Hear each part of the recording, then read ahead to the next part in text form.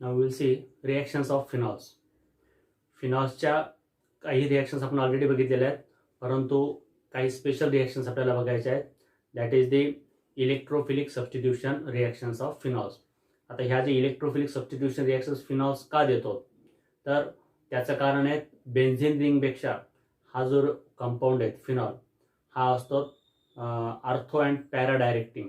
आता आर्थो आणि para directing म्हणजे कसं, तर आपल्याला त्याच्या रेझोनन्स स्ट्रक्चरवरून लक्षात येईल. जर आपण त्याचं रेझोनन्स स्ट्रक्चर जर बघितलं तर आपल्याला असं लक्षात येईल की त्याच्यामध्ये आर्थो आणि पॅरा पोझिशनला मायनस साईन आपल्याला काही दिसतोय त्याच्यातल्या. तर हा आर्थो आणि पॅरा डायरेक्टिंग असल्यामुळे आणि त्याच्यामध्ये मायनस साईन असल्यामुळे याच्यामध्ये इलेक्ट्रोफिलिक सबस्टिट्यूशन रिॲक्शन्स आपल्याला बघायला भेटतात. आता बघा, त्यातल्या ज्या काही इलेक्ट्रोफिलिक सबस्टिट्यूशन रिॲक्शन्स आहेत त्याच्यामध्ये सगळ्यात पहिली रिॲक्शन आपल्याला बघायची, that is the halogenation of phenol. आता हॅलोजनेशन म्हणजे काय, तर फिनॉल रिंगमध्ये हॅलोजन ग्रुप किंवा हॅलोजन ॲटम जे आहेत आपल्याला इंट्रोड्यूस करायचे आहेत. याच्यामध्ये दोन प्रकारचे रिॲक्शन्स आपल्याला लक्षात येतील हॅलोजनेशनमध्ये. पहिली रिॲक्शन आहे ते म्हणजेच phenol reacts with aqueous solution of bromine. जर समजा ॲक्वियस सोल्युशन बरोबर आपण त्याची रिॲक्शन जर घडून आणली तर मात्र आपल्याला जो कंपाऊंड मिळणार आहे तर तो 2,4,6 ट्रायब्रोमोफिनॉल. बघा, आपल्या लक्षात येते की इथं आर्थो आणि पॅरा दोन्ही पोझिशनला इथं सबस्टिट्यूशन झालेले आहेत आणि म्हणून 2,4,6 ट्रायब्रोमोफिनॉल हा अशा प्रकारचा कंपाऊंड आपल्याला इथं लक्षात येतोय, म्हणजे ब्रोमिन वॉटर बरोबरची रिॲक्शन. अशीच रिॲक्शन जी आहेत ही क्लोरीन सुद्धा अशाच पद्धतीची रिॲक्शन देतो. आता बघा, हा एक प्रोडक्ट झाला. हॅलोजनेशनमध्ये जर समजा हीच रिॲक्शन आपण कार्बन डायसल्फाईड सारख्या दुसऱ्या एखाद्या लोअर पोलॅरिटी असणाऱ्या सॉल्व्हंट बरोबर जर घडून आणली तर मात्र प्रॉडक्ट वेगळा असणार.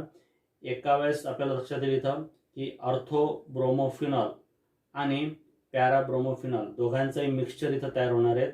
म्हणजे एकाच वेळेला दोन्हीही ऑर्थो आणि पॅरा पोझिशनला सबस्टिट्यूशन होणार नाही, तर काही कंपाऊंडमध्ये ऑर्थो आणि काही कंपाऊंडमध्ये पॅरा.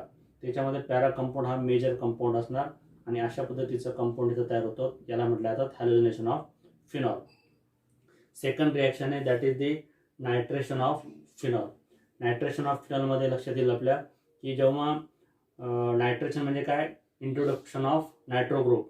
जर फिनॉलची रिॲक्शन डायल्यूट नायट्रिक ॲसिड बरोबर जर घडून आणली आपण, नायट्रिक ॲसिड म्हणजे HNO3 किंवा HONO2, तर त्याच्यामध्ये सुद्धा आपल्याला एक ऑर्थो नायट्रोफिनॉल आणि पॅरा नायट्रोफिनॉल हे दोन कंपाऊंडचं मिक्सचर त्या ठिकाणी तयार झालेलं दिसेल. पण हीच रिॲक्शन जर समजा आपण concentrated nitric acid in presence of concentrated H2SO बरोबर जर घडून आणली तर मात्र प्रॉडक्ट असणार आहेत तो म्हणजेच 2,4,6 ट्रायनायट्रोफिनॉल. आणि ह्याच कंपाऊंडला पिक्रिक ॲसिड असं सुद्धा म्हटलं जातं. बघा, पिक्रिक ॲसिडचा हा फॉर्म्युला आहे. म्हणजेच ही रिॲक्शन आहे नायट्रेशन ऑफ फिनॉल. त्यानंतर सल्फोनेशन ऑफ फिनॉल. सल्फोनेशन म्हणजेच introduction of sulphonic acid group. म्हणजेच SO3H ग्रुप आपल्याला इंट्रोड्यूस करायचा असेल इंट्रोड्यूस, तर बघा इथं सुद्धा दोन वेगवेगळ्या कंडिशननुसार दोन वेगवेगळे प्रॉडक्ट इथं पॉसिबल असतील. जर समजा आपण कॉन्सन्ट्रेटेड सल्फ्युरिक ॲसिड बरोबर 293 केल्विनला जर ही रिॲक्शन घडून आणली तर आपला प्रॉडक्ट असणार आहे तो म्हणजेच फिनॉल सल्फ्युरिक ॲसिड, म्हणजे ऑर्थो प्रॉडक्ट त्या ठिकाणी तयार होणार. आणि जर हीच रिॲक्शन आपण 373 केल्विनला जर घडून आणली तर मात्र प्रॉडक्ट असणार आहे para compound, that is P phenol sulphuric acid. ह्या पद्धतीने सल्फ्युरिक ॲसिडचे रिॲक्शनला म्हटलं जातं सल्फोनेशन ऑफ फिनॉल. त्यानंतरची रिॲक्शन आहे दॅट इज कोबेज रिॲक्शन.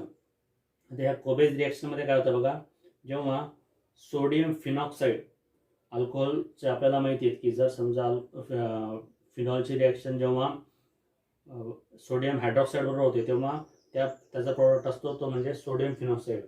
हा सोडियम फिनॉक्साईड जेव्हा कार्बन डायऑक्साईड बरोबर रिॲक्ट होतो at 398 kelvin, then it first gives sodium salicylate. आणि ह्या सोडियम सॅलिसिलेटचं ॲसिड हायड्रोलिसिस जर घडून आणलं आपण तर सॅलिसिलिक ॲसिड हा कंपाऊंड तयार होतो. या सॅलिसिलिक ॲसिडलाच आपण ऑर्थो हायड्रॉक्सी बेन्झोइक ॲसिड असंही म्हणत असतो. आणि ही जी रिॲक्शन आहे या रिॲक्शनला म्हटलं जातात कोबेज रिॲक्शन.